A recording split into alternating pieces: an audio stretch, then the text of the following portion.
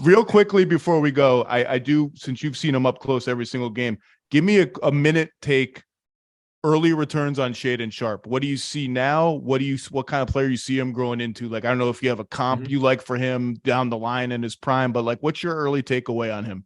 I always try to be careful when I'm talking about him because I just try to be mindful of setting unreasonable expectations on the guy. I just don't know if I can do that with him because any name I say, for the most part, I could see a path for him to get there.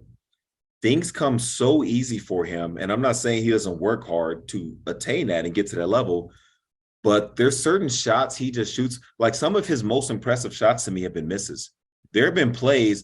I think back to there was a shot. It was in the preseason game, the first preseason game against the Clippers, and he did a move where he turned back, and it was like kind of a half turn, and he faded, and he shot it, and he missed it.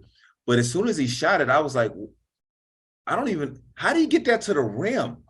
How did he get that to the rim as easily as he did? And he has those shots all the time. He can shoot the three. His athleticism is unreal. He just plays with this calm, with this demeanor. Like all the guys, watch the Blazers. They all have this calm demeanor. They'll give you 30, not crack a smile, not say a word to you. They give you 30, do the post-game interview, go home and do it all over again. And Shaedon falls right into that line where it's all about business with him. And you're right, off the ball, he does get lost a lot. That's been happening a lot more. But again, what rookie does that not happen to? And quite frankly, it happens to a lot of veterans as well.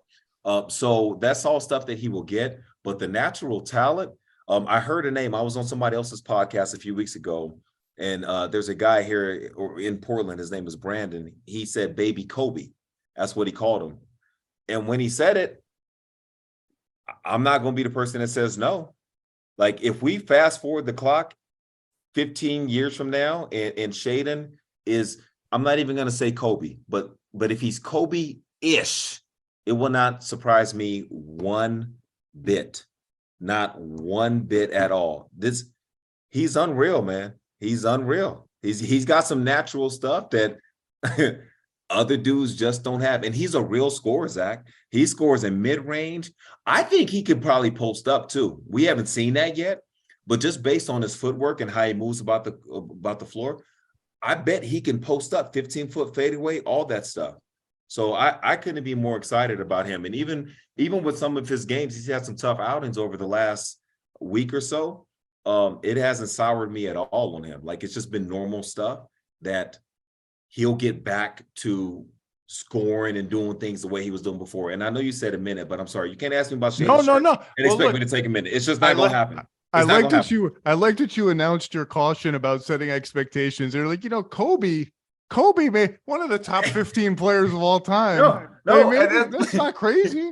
I'm just saying, I'm not saying he will be Kobe, but I'm not saying he's not going to be Kobe-ish. Well, look, I'm not willing to say that he won't be that. I'll tell you this, no matter what, he's fun as hell to watch. Yes, he is a show. And he's already been led into the upper room, as you noted, by Vince Carter. You noted it on the last broadcast. He's already in the upper room. Wait a minute, real quick, because you disputed that, right? I just nominated somebody else. I don't remember who I nominated, but everyone gets to nominate someone for Vince led in the upper room based on a dunk in the last week. I've yet to win. Malika cheated and nominated the college dunk the Arkansas kid did. That wasn't fair. That wasn't fair. I don't care if it's her show. That's not fair. Thanks for watching ESPN on YouTube. For live streaming, sports, and premium content, subscribe to ESPN+.